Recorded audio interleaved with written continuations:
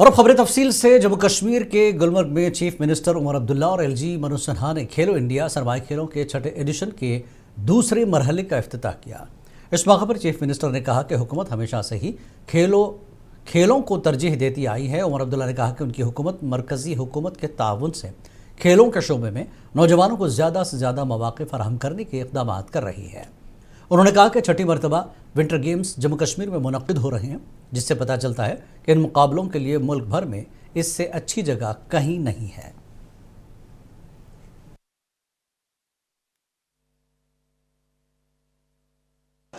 आज इस अद्वितीय प्राकृतिक सौंदर्य से परिपूर्ण ऐतिहासिक गुलमर्ग में खेलो इंडिया विंटर गेम्स का उद्घाटन करते हुए मुझे अत्यंत हर्ष और गौरव की अनुभूति हो रही है। ये एक सुखद संयोग भी है कि कल यानी 22 फरवरी को इटली में विंटर ओलंपिक्स गेम्स का समापन हुआ और आज गुलमर्ग में छठे खेलो इंडिया विंटर गेम्स का शुभारंभ हुआ।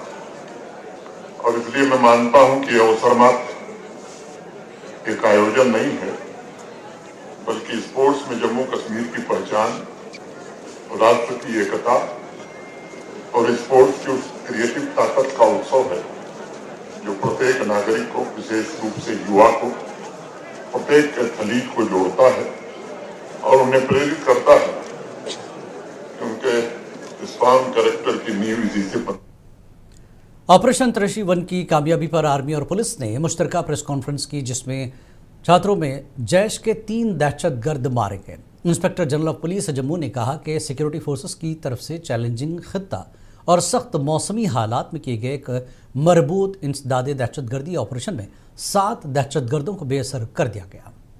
उम्मीद है यह जंग तब तक जारी रहेगी जब तक कि ये जो टेरर का नेटवर्क है वो पूरी तरह से उसका सफाया नहीं हो जाता। साथ ही साथ नॉन काइनेटिक फ्रंट पे भी हमारे ऑपरेशंस चल रहे हैं। वैसे सभी लोग जिन्होंने इस ग्रुप को यहाँ पनाह दी थी, आने वाले वक्त में आपके सामने वो कार्रवाइयाँ भी आपको दिखेंगी कि हम लोग किस कदर से उनके सहयोगियों के खिलाफ कार्रवाई करते हैं।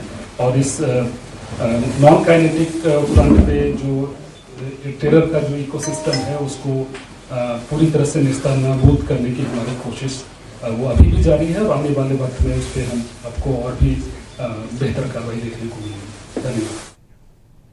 जम्मू कश्मीर यूथ कांग्रेस ने आज बीजेपी के खिलाफ एहतजाज किया और बीजेपी के श्रीनगर दफ्तर तक मार्च निकालने की कोशिश की, ताहम पुलिस ने इस मार्च को नाकाम बना दिया।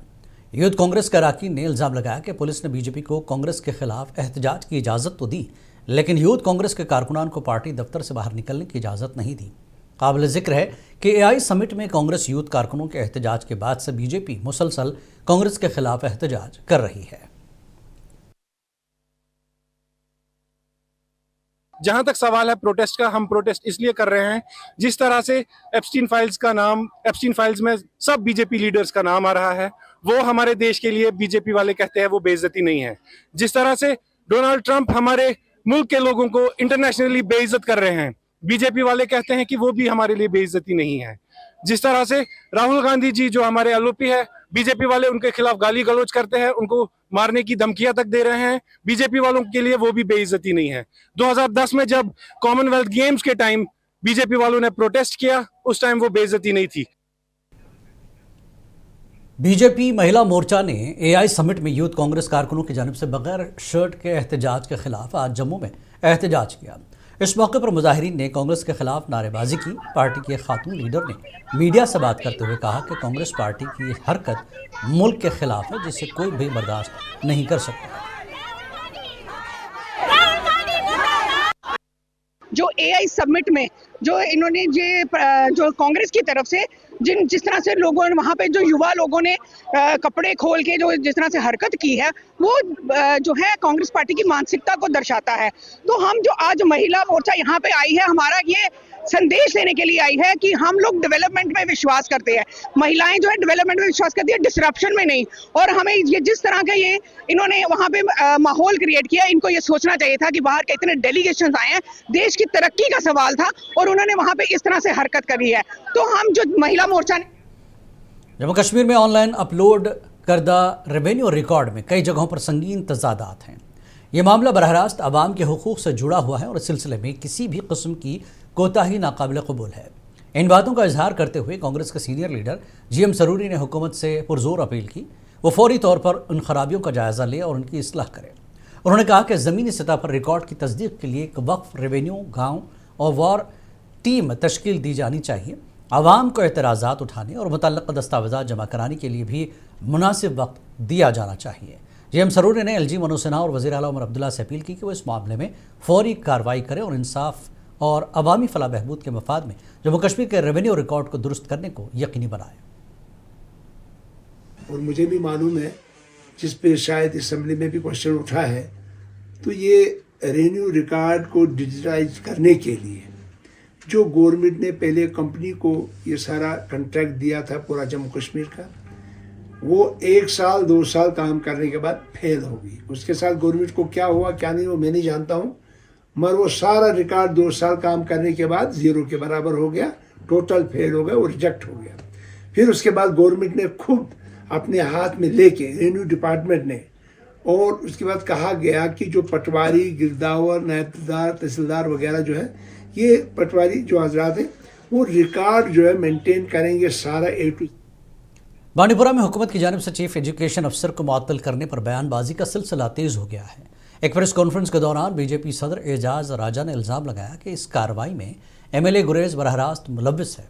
यहाँ बात काबिल ज़िक्र है कि CEO बांडीपुरा को महज 1 रोज़ बाद उस वक्त मुअत्तल कर दिया गया जब उन्होंने गुरेज के ऐसे 34 असातिज़ा को दोबारा ड्यूटी ज्वाइन करने का हुक्म जारी किया जो कि काफ़ी अरसे से बांडीपुरा के मुख्तलिफ जोन्स में तैनात थे। हुकूमत ने CEO बांडीपुरा की मुअत्तली को लेकर कोई वजह ज़ाहिर नहीं की। MLA साहब ने ही ज़्यादातर अटैचमेंट गुरेज से कराई है। अपना असर रसूख का इस्तेमाल करके अपने चहीते को उन्होंने यहाँ पे डाला हुआ है, वहाँ से शिफ्ट कर रहे हैं, या पॉलिटिकल बुनियाद पर या किसी के साथ याराना दोस्ताना है उनको यहाँ पे शिफ्ट करें। वो यहाँ पे सेटल्ड है। नज़ीर अहमद खान साहब जो MLA गुरेज है।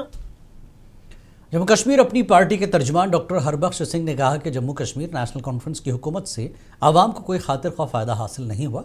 उन्होंने इल्ज़ाम आयद किया कि नेशनल कॉन्फ्रेंस इस वक्त रियासती दर्जे का मामला सिर्फ अपने सियासी मफाद के लिए उठा रही है। उन्होंने मज़ीद कहा कि अपनी पार्टी के कायद अल्ताफ़ बुखारी पहले ही वाज़ेह कर चुके हैं कि जब तक मरकज़ के साथ बेहतर ताल्लुकात कायम नहीं होंगे तब तक जम्मू कश्मीर के मसाइल का हल मुमकिन नहीं है।